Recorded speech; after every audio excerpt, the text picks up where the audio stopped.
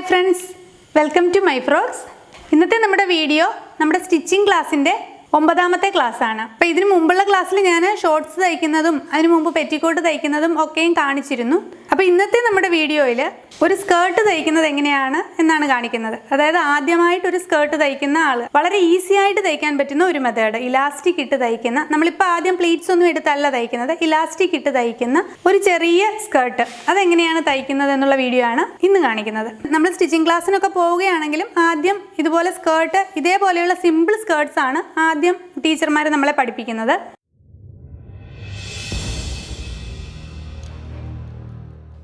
അപ്പോൾ ഇന്ന് ഞാൻ തയ്ക്കുന്ന ഈ സ്കേർട്ടിൻ്റെ അളവെന്ന് പറയുന്നത് ഒരു 2.5-3 വയസ്സുള്ള കുട്ടിയുടെ അളവിലുള്ള ഒരു പാവാടയാണിത്. അപ്പോൾ ഞാൻ കഴിഞ്ഞ ക്ലാസ്സിലും പറഞ്ഞിരുന്നു, നമുക്ക് ഏജ് വെച്ച് അങ്ങനെ ഒരു കൃത്യമായ മെഷർമെൻറ്റ് പറയാൻ പറ്റില്ല. കാര്യം പല കുട്ടികളുടെയും അല്ലെങ്കിൽ എല്ലാ ആൾക്കാരുടെയും വ്യത്യസ്തമായിരിക്കും മെഷർമെൻറ്റ് എടുക്കുന്നത്. അപ്പോൾ നിങ്ങൾ എടുക്കുമ്പോൾ കറക്റ്റ് ആയിട്ടുള്ള ആ മെഷർമെൻറ്റ് എടുത്ത് തന്നെ ചെയ്യുക. അപ്പോൾ ഞാനിവിടെ എടുത്തിരിക്കുന്ന ക്ലോത്ത് 75 സെൻറ്റിമീറ്റർ, 1/4 മീറ്റർ തുണിയാണ് എടുത്തിരിക്കുന്നത്. വളരെ ചെറിയൊരു പാവാടയാണ് കേട്ടോ. മുട്ടൊപ്പം അല്ലെങ്കിൽ മുട്ടിൻ്റെ താഴെ വരെയൊക്കെ ഇറക്കം വരുന്ന തരത്തിലുള്ള പാവാടയാണ്. അതുപോലെ തന്നെ ഈ ക്ലോത്തിൻ്റെ വീതി വന്നിട്ട് 36 ഇഞ്ച് വീതിയുള്ള ക്ലോത്താണ്. നമ്മൾ നോർമലി വാങ്ങിക്കുന്ന തുണികൾക്കൊക്കെ തന്നെയും 36 ഇഞ്ച് തൊട്ട് മുകളിലേക്കായിരിക്കും വീതി വരുന്നത്. ഞാൻ ഈ ക്ലോത്തിനെ കൃത്യം 2 ആയിട്ട് ഇങ്ങനെ മടക്കിയിടുന്നു. അപ്പോൾ ഇതിൻ്റെ നീളം കൃത്യം പകുതിയായി, വീതി സെയിം തന്നെയാണ്. ക്ലോത്തിൻ്റെ വീതി 36 ഇഞ്ച് തന്നെയാണ്. നീളം കണ്ടോ 2 ആയി. ഫ്രണ്ടും ബാക്കുമായിട്ടല്ലേ നമ്മൾ സ്കേർട്ട് തയ്ക്കുമ്പോൾ വരേണ്ടത്. അപ്പോൾ അതിനാണ് 2 പീസായിട്ട് കൃത്യമായിട്ട് ഇങ്ങനെ മടക്കിയിടുന്നു. അപ്പോൾ ഇത് ഒരു പീസ് വന്നിട്ട് 14 ഇഞ്ച് നീളമാണ് വരുന്നത്. ടോട്ടൽ 28 ഇഞ്ച് നീളമാണ് ഈ ക്ലോത്തിനുള്ളത് കണ്ടോ. അപ്പോൾ ഇതിനിവിടെ വന്നിട്ട് 14 ഇഞ്ച് നീളമാണ് വരുന്നത്. അപ്പോൾ ഇത് 2 പീസുണ്ട്, നിവർത്തിയിടുമ്പോൾ ടോട്ടൽ 28 ഇഞ്ച് നീളം വരും. കൃത്യം പകുതിയായിട്ട് 14 ഇഞ്ച് നീളം, വീതി 36 ഇഞ്ച് തന്നെ. അപ്പോൾ നിങ്ങൾക്ക് ഞാൻ ഒന്നും കൂടി മനസ്സിലാക്കാൻ വേണ്ടി ഈ പാവാട വെച്ചുകൂടി ഒന്ന് പറഞ്ഞു തരാം. ദേ കണ്ടോ, ഒരു പാവാടയുടെ ദേ കണ്ടോ, ഫ്രണ്ടും ബാക്കുമായിട്ട് 2 പോർഷനുണ്ട്. അതുപോലെയാണ് നമ്മളിവിടെ 2 ക്ലോത്ത് ഇങ്ങനെ എടുത്തിരിക്കുന്നത്. അതുപോലെ തന്നെ നമ്മൾ ഈ തുണി ഇവിടെ 2ആയിട്ട് മടക്കിയിട്ടല്ലോ. ഈ 2 ഇങ്ങനെ മടക്കിയിട്ടത് നമുക്ക് വേണ്ട ലെങ്ത്, നമുക്ക് എത്രയാണോ ഇറക്കം വേണ്ടത് അതനുസരിച്ചാണ് നമ്മൾ ക്ലോത്ത് മടക്കി ഇടേണ്ടത്. അപ്പോൾ നിങ്ങൾക്ക് കുറച്ചും കൂടി അധികം നീളമുള്ള ആൾക്കാരാണെങ്കിൽ 1 മീറ്ററോ 1.5 മീറ്ററോ ക്ലോത്ത് വേണം. അല്ല ഇതിലും കുറവ് മതിയെങ്കിൽ അതനുസരിച്ച് നീളം കുറച്ച് ക്ലോത്ത് എടുത്തോളുക. അപ്പം ഞാനിവിടെ എനിക്ക് ആവശ്യമായ നീളം ഇത്രയുമാണ്. അതുകൊണ്ടാണ് ഞാൻ ഈ 1/4 മീറ്റർ ക്ലോത്ത് എടുത്തിരിക്കുന്നത്. ഇത്രയും ലെങ്ത് ആണ് അപ്പോൾ എനിക്ക് വരുന്നത്. ഇനി നമ്മൾ ഈ മടക്കിയിട്ട ഈ പോർഷനില്ലേ, ഇതേ ഈ ഭാഗത്തു കൂടി നമുക്ക് ക്ലോത്ത് ഇങ്ങനെ കട്ട് ചെയ്തെടുക്കാം. അപ്പോൾ വീതി 36 + 36 2 പീസ് വരും. നീളം സെയിം ആയിരിക്കും. ഞാനിവിടെ 2 പീസായിട്ട് ഇത് മുറിച്ചെടുത്തിട്ടുണ്ട് കേട്ടോ. ഫ്രണ്ടും ബാക്കുമായിട്ടുള്ള 2 പീസായിട്ട് മുറിച്ചെടുത്തിട്ടുണ്ട്. ഇനി നമുക്ക് ഈ 2 എഡ്ജുകൾ തമ്മിൽ നമ്മൾ മുറിച്ചെടുത്ത ഈ 2 ക്ലോത്ത് ഉണ്ടല്ലോ, ഈ 2 എഡ്ജുകൾ തമ്മിൽ നമുക്കിതൊന്ന് കൂട്ടി തയ്ക്കാം. 1/2 ഇഞ്ച് തയ്യൽ തുമ്പിട്ട് ഇവിടെ ഇങ്ങനെ കൂട്ടി തയ്ക്കുക. ഇത് ക്ലോത്ത് നമ്മളിങ്ങനെ കൂട്ടി തയ്ച്ചിട്ടുണ്ട് കണ്ടോ. ഇപ്പോൾ ഇതിൻ്റെ ഇത്രയും വീതിയുള്ള തുണിയായി. 2 പീസ് 36 + 36 അത്രയും വീതിയുള്ള ക്ലോത്തായി. നീളം 14 ഇഞ്ച് തന്നെ. അപ്പോൾ നമുക്കിത് ഫ്രണ്ടും ബാക്കുമായിട്ട്, ഇപ്പോൾ നിങ്ങൾക്ക് കുറച്ച് ക്ലിയർ ആയിട്ടുണ്ടാവില്ലേ, ഫ്രണ്ടും ബാക്കുമായിട്ടുള്ള ക്ലോത്താണ് ഇവിടെ നമ്മൾ കൂട്ടി തയ്ച്ചിട്ടുണ്ട്. കൂട്ടി തയ്ച്ചിട്ടാണ് നമ്മൾ ഇത്രയും നീളത്തിൽ എടുത്തിരിക്കുന്നത് ക്ലോത്തിനെ. അപ്പോൾ അതിൻ്റെ കൂട്ടത്തിൽ ഒന്നുകൂടി പറഞ്ഞോട്ടെ, ഈ 36 ഇഞ്ചിലെ ചില ക്ലോത്തിന് നല്ല വീതി ഉണ്ടാവും, 46 അല്ലെങ്കിൽ 52 അങ്ങനെ അത്രയൊക്കെ വീതിയുള്ള ക്ലോത്ത് ആണെങ്കിൽ നമുക്ക് ഇതുപോലെ കൂട്ടി തയ്ക്കേണ്ട ആവശ്യം വരുന്നില്ല. ഇതുപോലെ ഒരു ഒറ്റ പീസ് ക്ലോത്ത് എടുത്താൽ മതി.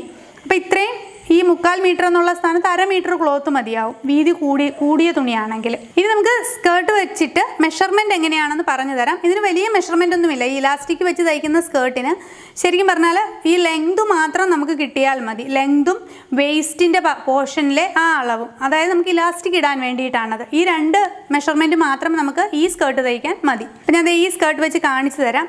നമുക്ക് ഇതിൻ്റെ ലെങ്ത് എന്ന് പറയുന്നത് നമ്മുടെ ഈ വേസ്റ്റ് പോർഷൻ തൊട്ട്, അതായത് ഏറ്റവും ടോപ്പ് പോർഷൻ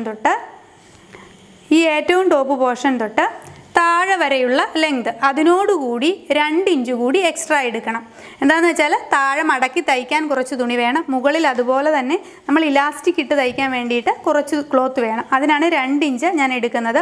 അങ്ങനെയല്ല നിങ്ങൾക്ക് താഴെ നല്ല രീതിയിൽ മടക്കി തയ്ക്കണം അങ്ങനെയുള്ളവരാണെങ്കിൽ ഈ 2 എന്നുള്ളത് 3 or 4 ഒക്കെ എടുക്കാം കേട്ടോ. ഇനി നമുക്ക് വേണ്ടത് ഈ ഭാഗത്തെ, അതായത് അരഭാഗത്തെ വണ്ണമാണ് വേണ്ടത്, നമ്മുടെ വേസ്റ്റ് പോർഷനിലുള്ള വണ്ണം. അത് നമ്മളിപ്പോൾ ഒന്നുകിൽ കുട്ടിയുടെ നമ്മൾ പാവാട സ്കേർട്ട് കിടക്കുന്ന ആ പോർഷനിൽ ഇതേപോലെ തന്നെ വട്ടത്തിൽ നമ്മൾ ഫുള്ളായിട്ട് ഇങ്ങനെ റൗണ്ട് ചെയ്ത് അളവെടുക്കുക. ഇല്ലെങ്കിൽ നമ്മുടെ കയ്യിലുള്ള ഒരു സ്കേർട്ടിൽ നിന്നും അളവെടുക്കുക.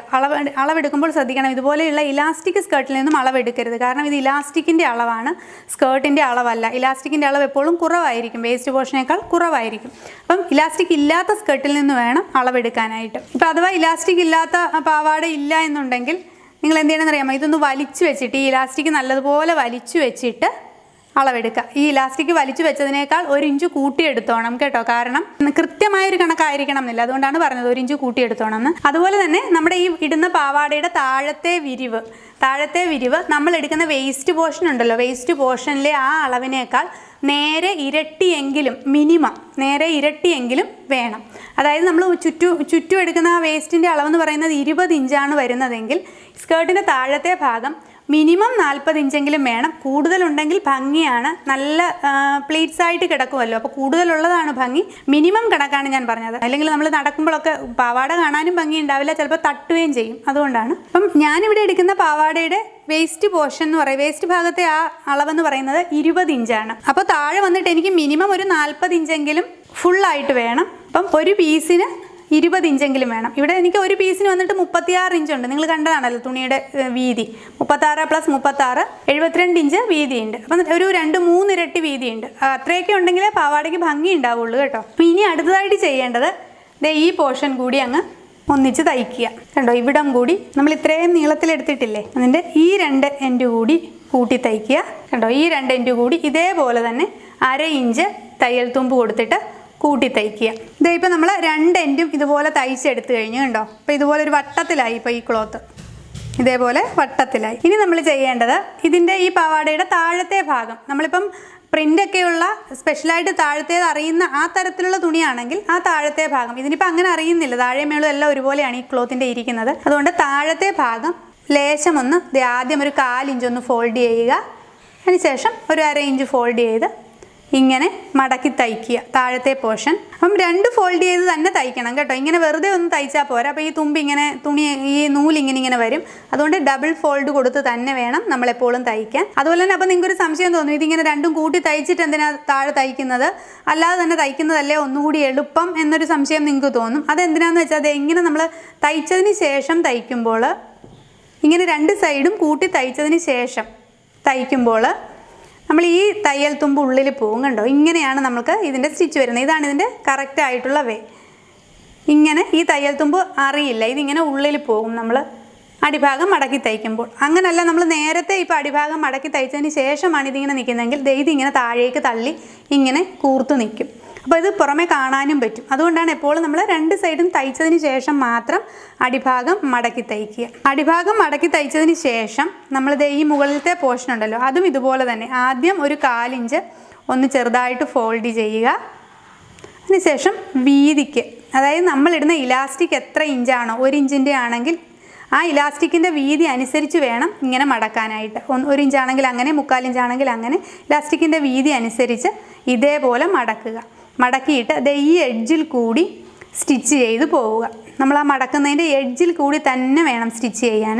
അപ്പോൾ നിങ്ങളിങ്ങനെ ആദ്യം ഒരു 1/4 ഇഞ്ച് മടക്കിയിട്ട് ശേഷം ഇങ്ങനെ തയ്ക്കാൻ, ഇങ്ങനെ വീണ്ടും ഒന്നുകൂടി ഫോൾഡ് ചെയ്ത് ഒന്നിച്ച് തയ്ക്കാൻ ബുദ്ധിമുട്ടുണ്ട് ആദ്യമായിട്ട് ചെയ്യുന്നവരാണ് എന്നുണ്ടെങ്കിൽ, ആദ്യം ഈ 1/4 ഇഞ്ച് ഒന്ന് മടക്കിയിട്ട് ആദ്യം ഇതുവഴി ഒന്ന് സ്റ്റിച്ച് ചെയ്ത് കൊടുക്കുക. ഫുള്ളായിട്ട് ഇങ്ങനെ സ്റ്റിച്ച് ചെയ്ത് കൊടുക്കുക. അതിന് ശേഷം അപ്പോൾ പിന്നെ ഇത് നിവർന്ന് പോകില്ല, നല്ല കറക്റ്റായിട്ട് തന്നെ അവിടെ ഇരുന്നോളും. എന്നിട്ട് ഇങ്ങനെ ഇതുവഴി ഈ എഡ്ജിൽ കൂടി തന്നെ കഴിവതും സ്റ്റിച്ച് ചെയ്യാൻ ശ്രമിക്കുക കേട്ടോ. ഇങ്ങനെ സ്റ്റിച്ച് ചെയ്യുക. അപ്പോൾ സ്റ്റിച്ച് ചെയ്യുമ്പോൾ ശ്രദ്ധിക്കണം, നിങ്ങളിപ്പം സ്റ്റാർട്ട് ചെയ്യുന്നത് ഇതേപോലെ മടക്കി, കണ്ടോ, ഇങ്ങനെ മടക്കി സ്റ്റിച്ച് ചെയ്യാൻ സ്റ്റാർട്ട് ചെയ്യുകയാണ്. സ്റ്റിച്ചിങ് നിങ്ങൾ ഇവിടുന്ന് സ്റ്റാർട്ട് ചെയ്തു എന്ന് വിചാരിച്ചോളൂ. ഇവിടുന്ന് നിങ്ങൾ സ്റ്റിച്ചിങ് സ്റ്റാർട്ട് ചെയ്തു, ഡബിൾ സ്റ്റിച്ച് ഇട്ട് തന്നെ സ്റ്റാർട്ട് ചെയ്യണം. നിങ്ങൾ ഇവിടെ നിന്ന് സ്റ്റിച്ചിങ് സ്റ്റാർട്ട് ചെയ്ത് ഇങ്ങനെ ഫുള്ളായിട്ട് റൗണ്ടായിട്ട് ഇങ്ങനെ മുഴുവനും തയ്ച്ച് ഈ സൈഡിൽ വരുമല്ലോ, ഇവിടം വരെ എത്തും. അപ്പോൾ ഇവിടെ വരെ എത്തുമ്പോൾ ഇവിടെ വന്നിട്ടൊന്ന് സ്റ്റോപ്പ് ചെയ്യണം. അതായത് ഒരു 2 ഇഞ്ച് ഗ്യാപ്പിൽ ഇവിടുന്ന് സ്റ്റാർട്ട് ചെയ്തു ഇവിടെ എൻഡ് ചെയ്യുക. ഇത്രയും ഭാഗം ഒരു ഗ്യാപ്പായിട്ട് ഇടണം. കഴിഞ്ഞ ഷോർട്സ് തയ്ച്ച ആ വീഡിയോയിലും ഒക്കെയും ഞാൻ പറഞ്ഞിട്ടുണ്ടായിരുന്നത്, കാണിച്ചു തന്നിട്ടുണ്ടായിരുന്നു. അതുപോലെ തന്നെ ഇത്രയും ഭാഗം ഗ്യാപ്പായിട്ട് ഇടുക. നമുക്ക് ഇലാസ്റ്റിക് ഇടുന്നതിന് വേണ്ടിയിട്ടാണത്. ഇവിടെ മുകൾ ഭാഗവും ഇതുപോലെ തന്നെ മടക്കി തയ്ച്ചിട്ടുണ്ട്. കണ്ടോ, ഇവിടെ നിന്നും ആണ് സ്റ്റാർട്ട് ചെയ്ത് ഇവിടെ നമ്മളിങ്ങനെ ഒരു ഗ്യാപ്പ് ഇട്ടിട്ടുണ്ട്. ഇനി ഇതുവഴി നമ്മൾ ഇലാസ്റ്റിക് കടത്തുകയാണ് ചെയ്യുന്നത്. അതുപോലെ തന്നെ ഈ ഇലാസ്റ്റിക്കിന് അളവെടുക്കുന്നതിന് നമ്മൾ ഇടുന്ന ആളിൻ്റെ, ഈ സ്കേർട്ട് ഇടുന്ന ആളിൻ്റെ അരവണ്ണം, ആ വണ്ണത്തിനേക്കാൾ 4-5 ഇഞ്ച്, 4 ഇഞ്ച് കുറച്ചെടുക്കുക ഉള്ള നീളത്തിലാണ് ഇലാസ്റ്റിക് എടുക്കേണ്ടത്. അതായത് ഒരു 20 ഇഞ്ചാണ് അരവണ്ണം. അരവണ്ണം എന്ന് പറഞ്ഞാൽ ഫുൾ വണ്ണം വരും കേട്ടോ, വട്ടത്തിലെടുക്കണം നമ്മൾ. അപ്പോൾ ആ ഫുൾ വണ്ണം 20 ഇഞ്ചാണെങ്കിൽ ഒരു 16 ഇഞ്ച്, 16.5 ഇഞ്ച് എടുക്കുക. ഇതിനൊരു തയ്യൽ തുമ്പും കൂടി കൂട്ടി 16.5 ഇഞ്ച് ഇലാസ്റ്റിക് എടുക്കുക. അതുപോലെ തന്നെ 22 ആണെങ്കിൽ അതനുസരിച്ച്. അതല്ല നിങ്ങൾ ഇതുപോലെയുള്ള ഇലാസ്റ്റിക് സ്കർട്ടാണ് എടുക്കുന്നതെങ്കിൽ, ഇത് കറക്റ്റ് പാകമാണ് അതെങ്കിൽ ഇതിൻ്റെ കൃത്യമായ ആ വണ്ണം അങ്ങ് എടുത്തേച്ചാൽ മതി. ഇതിൻ്റെ ഫുള്ള് ഇതിപ്പം ഇങ്ങനെ എടുക്കുക, ഒരു സൈഡ് എടുക്കുക, നേരെ ഫുള്ളായിട്ട് ഇങ്ങനെ റൗണ്ടായിട്ട് കണ്ടോ, ഇങ്ങനെ റൗണ്ടായിട്ട് ഇതുപോലെ വണ്ണം എടുക്കുക. അതിനേക്കാൾ ഒരു 1/2 ഇഞ്ച് കൂടി എക്സ്ട്രാ കൂടിയിട്ട് എടുക്കുക. എനിക്കിവിടെ ഈ ഭാഗത്തെ അളവ് വേണ്ടത് 20 ഇഞ്ചാണ്. അപ്പോൾ ഞാൻ ഇലാസ്റ്റിക് എടുക്കുന്നത് 16.5 ഇഞ്ചാണ്. 16 ഇഞ്ചും അതിനോട് 1/2 ഇഞ്ച് നമ്മളിങ്ങനെ ഇത് കൂട്ടി തയ്ക്കാൻ വേണ്ടിയിട്ട് ഒരു 1/2 ഇഞ്ച് പോകും. അതിനാണ് ഈ 1/2 ഇഞ്ച് എക്സ്ട്രാ എടുക്കാൻ പറയുന്നത്. നമ്മൾ സാധാരണ ത്രെഡൊക്കെ ഇടുന്നത് പോലെ തന്നെ ഒരു സേഫ്റ്റി പിൻ ഉപയോഗിച്ചിട്ട് ഇതിനുള്ളിലൂടെ കടത്തി, ഇങ്ങനെ കടത്തി ഇതുവഴിക്ക് തിരിച്ചെടുക്കുക. ഇതിപ്പോൾ ഈ സൈഡിൽ കൂടി ഇങ്ങനെ എടുത്തിട്ടുണ്ട് കണ്ടോ, 2 സൈഡിൽ കൂടി. ഇനി ഇത് നമുക്ക് ഇങ്ങനെ സ്റ്റിച്ച് ചെയ്യാം. ഇങ്ങനെ കൂട്ടി വെച്ചിട്ട് ഒരു 5-6 സ്റ്റിച്ച് കൊടുക്കുക, വിട്ടു പോവാതിരിക്കാൻ വേണ്ടിയിട്ടാണ്. നന്നായിട്ട് സ്റ്റിച്ച് ചെയ്തെടുക്കുക. ഇതുപോലെ ഇലാസ്റ്റിക് 3-4 പ്രാവശ്യം തയ്ച്ച് ജോയിൻ ചെയ്തിട്ടുണ്ട് കണ്ടോ. ഇനി ഇത് ഇലാസ്റ്റിക് നമുക്ക് അങ്ങ് ഉള്ളിലാക്കാം. ഉള്ളിലാക്കിയിട്ട് നമ്മളിവിടെ ഒരു ഗ്യാപ്പ് ഇട്ടിട്ടില്ലേ, ഈ ഗ്യാപ്പ് കൂടി തയ്ച്ച് ഫില്ല് ചെയ്യുക. ഇവിടെ നിന്നും സ്റ്റാർട്ട് ചെയ്ത് ഇവിടെ എൻഡ് ചെയ്ത് ഇത് ഫില്ല് ചെയ്യുക. കണ്ടോ, ഇവിടം വരെയും തയ്ച്ച് ഇത് കൂട്ടി യോജിപ്പിച്ചിട്ടുണ്ട്. ഇനി നമ്മളിതിൻ്റെ ഫ്രില്ല് ഇത് കണ്ടോ, ഇതിങ്ങനെ ഒരിടത്ത് കൂടിയും കുറഞ്ഞൊക്കെയാണ് കിടക്കുന്നത്. അപ്പോൾ ഇത് നമ്മൾ എല്ലായിടത്തും ഒരുപോലെ ഒന്ന് ആക്കുക, എന്നാലല്ലേ സ്കേർട്ടിന് ഭംഗി വരുള്ളൂ. അപ്പം വൃത്തിയായിട്ടൊന്ന് ഇങ്ങനെ ഫ്രണ്ടും ബാക്കും ഒരുപോലെ വരത്തക്ക രീതിയിൽ ഇതിൻ്റെ ഫ്രിൽസ് ഒന്ന് വലിച്ച് ശരിയാക്കി എടുക്കുക. ഇതേ കണ്ടോ, അപ്പോൾ അങ്ങനെ നമ്മുടെ കുഞ്ഞു പാവാട റെഡി ആയിട്ടുണ്ട്. നല്ല ഭംഗിയുള്ള ക്യൂട്ടായിട്ടുള്ളൊരു പാവാടയാണ്. അതാണ് ഞാൻ പറഞ്ഞത്, കുറേ അധികം തുണി ഉണ്ടെങ്കിൽ ഇതുപോലെ ഒത്തിരി ഫ്രിൽസ് കിടക്കും. അപ്പോൾ അതാണ് കൂടുതൽ ഭംഗി. നല്ല വീതി ഉള്ള ക്ലോത്ത് തന്നെ അപ്പോൾ എടുക്കാൻ ശ്രദ്ധിക്കുക. അതുപോലെ തന്നെ നമ്മൾ ഇവിടെ ഈ ഇലാസ്റ്റിക്കിൻ്റെ പോർഷനെല്ലാം കൃത്യമായിട്ട് പിടിച്ചിട്ടതിന് ശേഷം നമുക്ക് ഇവിടെയും 2 സൈഡിൽ മാത്രം കൊടുത്താൽ മതി കേട്ടോ. ഇവിടെയും ഇവിടെ ഇങ്ങനെ ഒരു സ്റ്റിച്ച്, നേരെ ഇവിടെ ഇങ്ങനെ ഒരു സ്റ്റിച്ച് കൊടുക്കുക. ഇങ്ങനെ പിടിച്ച് ഇങ്ങനെ വെച്ചിട്ട് ഇങ്ങനെ ഒരു സ്റ്റിച്ച് കൊടുക്കുക. അതുപോലെ തന്നെ ഈ സൈഡിലും ഒരു സ്റ്റിച്ച് കൊടുക്കുക. കാരണം ഈ ഫ്രില്ല് അങ്ങോട്ടും ഇങ്ങോട്ടും മാറിപ്പോവാതിരിക്കാൻ വേണ്ടിയിട്ടാണ്, കൃത്യമായിട്ട് കിടക്കാൻ വേണ്ടിയിട്ടാണ് അങ്ങനെ 2 സ്റ്റിച്ച് കൂടി കൊടുക്കുന്നത്. അപ്പോൾ ഇതുപോലെ നിങ്ങൾക്ക് ഏത് പ്രായത്തിലുള്ള കുട്ടികൾക്കും ആൾക്കാർക്കും ഇതുപോലെ സ്കേർട്ട് തയ്ച്ചെടുക്കാവുന്നതാണ്. നമ്മുടെ വേസ്റ്റ് പോർഷൻ തൊട്ട് എത്രയാണോ വേണ്ട ലെങ്ത്, റിക്വയർഡ് ലെങ്ത്, ആ ലെങ്ത് വരെ ഉള്ള നീളം എടുക്കുക. അതിൻ്റെ കൂടെ അത്രയും കൂടി കൂട്ടുക. നിങ്ങൾക്കിപ്പോൾ വേസ്റ്റ് പോർഷൻ തൊട്ട് മുട്ടിൻ്റെ താഴെ വരെയോ അല്ലെങ്കിൽ ഫുൾ ലെങ്ത് ആയിട്ടോ എടുക്കുന്ന തുണി 75 സെൻറ്റിമീറ്റർ ആണെങ്കിൽ 1.5 മീറ്റർ ക്ലോത്ത് എടുക്കുക. അങ്ങനെയാണ് അതിൻ്റെ ഒരു മെഷർമെൻറ്റ് വരുന്നത്. ഇതിൻ്റെ ഏകദേശം ഒരു ഐഡിയ കിട്ടിയിട്ടുണ്ടാവും എന്ന് വിചാരിക്കുന്നു. എല്ലാവരും ഒന്ന് ട്രൈ ചെയ്ത് നോക്കുക. അപ്പോൾ അടുത്ത ക്ലാസ്സുമായിട്ട്, 10ാമത്തെ ക്ലാസ്സുമായിട്ട് നമുക്ക് ഉടനെ തന്നെ കാണാം. എല്ലാവരും ഷെയർ ചെയ്യുക, കമൻറ്റ് ചെയ്യുക, സബ്സ്ക്രൈബ് ചെയ്യുക. Thank you for watching.